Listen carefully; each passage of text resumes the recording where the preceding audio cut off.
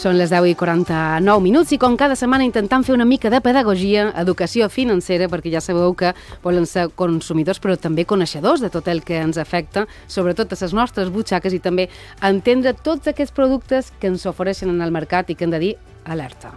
Així és, Marta, perquè avui volem parlar d'un producte que d'entrada pot ser ni vos sona, ni sabeu en què consisteix. Si és així, millor no contractar-lo, perquè com que no ho sabeu, per això és el dia, per informar-vos. I si ens l'ofereixen, la nostra entitat bancària hem de dir que no, perquè justament les nostres butxaques poden córrer perill. És la renda vitalícia. És un producte comercialitzat per alguna entitat i que ha duit el despatx de Futur Legal a demandar a CaixaBank amb un resultat molt positiu perquè han guanyat la demanda. Justament la nostra assessora financera, Cristina Borrallo, ha estat la capdavantera o al capdavant d'aquesta demanda i avui mateix, que ens visita, ens podrà explicar en què consisteix i sobretot en què hem d'anar alerta. Cristina, molt bon dia, com estàs? Molt bon dia, molt bé. Doncs molt contents per aquesta sentència que van rebre la setmana passada,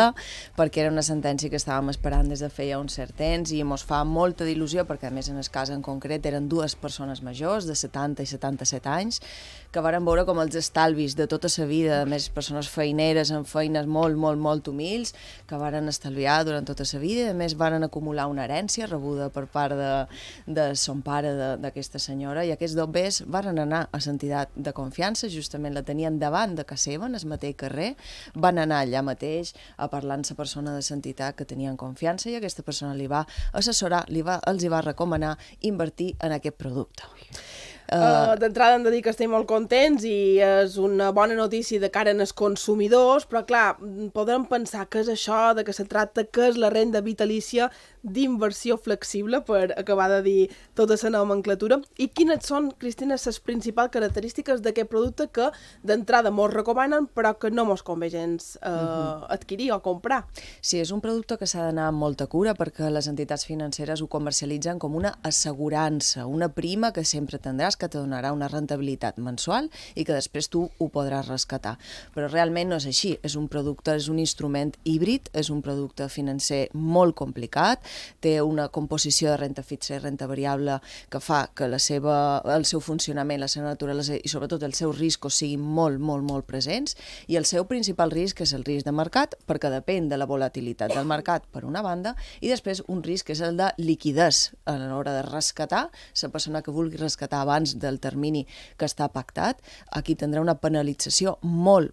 elevada. I en el cas en concret va passar justament això. El banc li va dir fer inversió en 4 trossos, tota la inversió que eren 240.000 euros, ho pots invertir en 4 depòsits diferents, els hi van dir depòsits, la paraula depòsits, i ells a l'hora de rescatar 2 d'aquests productes per ajudar en els seus fills, doncs aquí va ser quan va esclatar tota la notícia que varen tenir i, clar, en el moment del rescat assumien unes pèrdues molt elevades. Cristina, aleshores, així com ho expliques, què és allò que pot fer atractiu aquest producte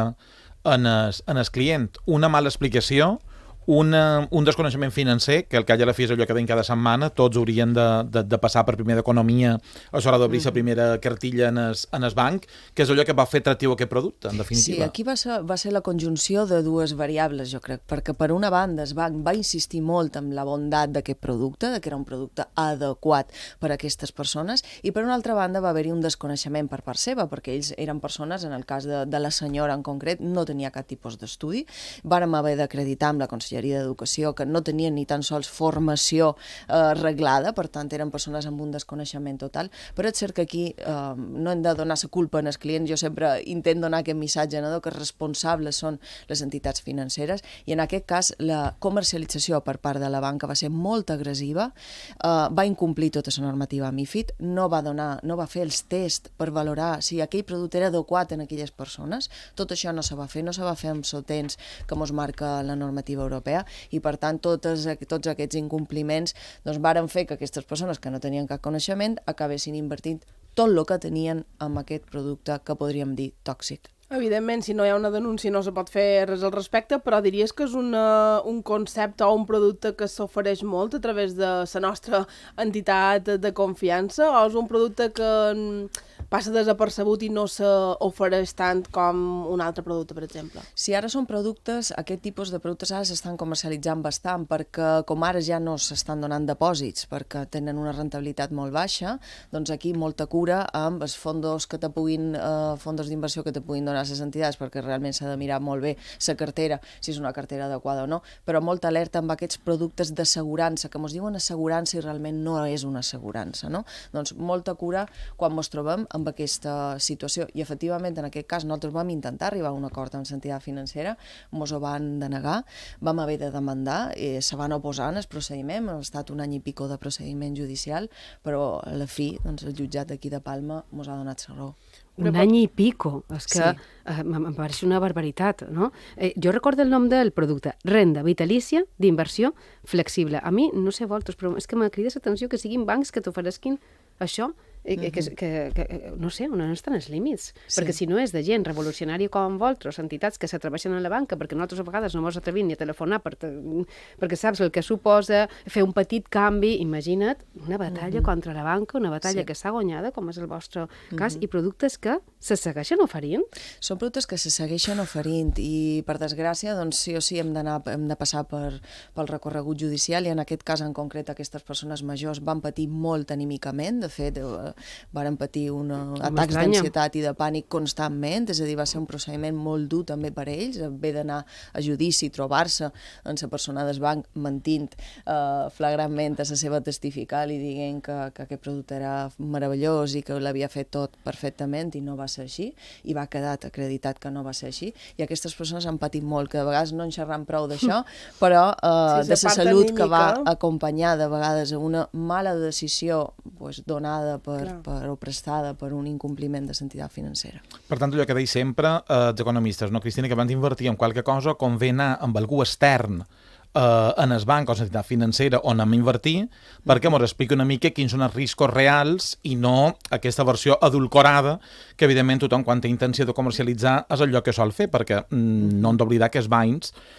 més enllà d'atresorar els nostres estalvis, també són venedors. Efectivament, aquí molta cura amb el conflicte d'interès, que sempre ho deim, alerta perquè esteu comprant un producte del mateix banc, per tant, el banc, si menys t'ha de pagar, millor per ell, per tant, conflicte d'interès, molta cura, i sobretot assessorament independent, trobar persones que t'acompanyin, persones que tinguin formació i educació financera, per tal d'assessorar-te i acompanyar-te sense cap tipus de conflicte ni cap tipus d'interès perquè prenguis una decisió correcta. Per tant, jo si tinc qualque trull en el banc, o he d'anar a fer qualque consulta, o he d'anar a apuntar-me en allò que sigui, te puc telefonar sense problema. Me pot cridar, que som abogada. Cristina l'aparato, i a partir d'aquí ja és quan podríem mirar de gestionar-ho. Per exemple, en temes com hipoteca, que molta de gent va demanar hipoteca tot sol, sense haver demanat mai una hipoteca, ni saber ni què és TIE, no sap res, i acaba signant un document que és importantíssim perquè te vincula de per vida, i moltes vegades, si haguéssim demanat assessoria a un organisme independent o una associació independent, com en el teu cas, que haguéssim pogut aconseguir unes condicions una mica més avantatjoses d'allò que és la nostra hipoteca. Efectivament. Sempre ho han dit, no? Que sempre frissam a l'hora de signar una hipoteca i no hem de frissar tant. I no hem de frissar perquè a veïns la vivenda que ens agrada la volem comprar sí o sí i no pensam que aquella hipoteca doncs és probablement, sempre ho dic, el negoci principal de la persona, no és el negoci jurídic més important de la seva vida. Al final dius, escolta, cerca un assessorament independent que te donarà una valoració i sense el conflicte d'interès de la banca, que al final vol que vagis amb ells.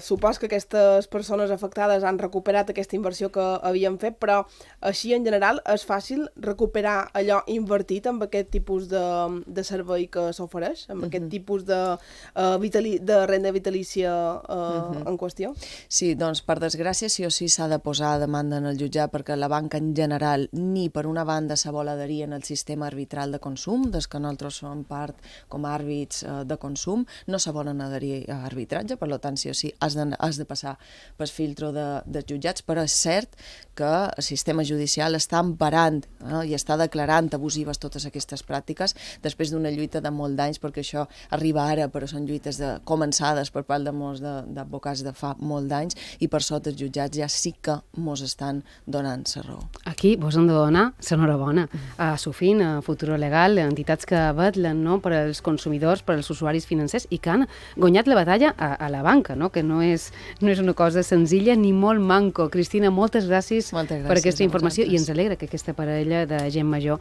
el manco, hagi recuperat els seus estalvis. Arribam a les 11.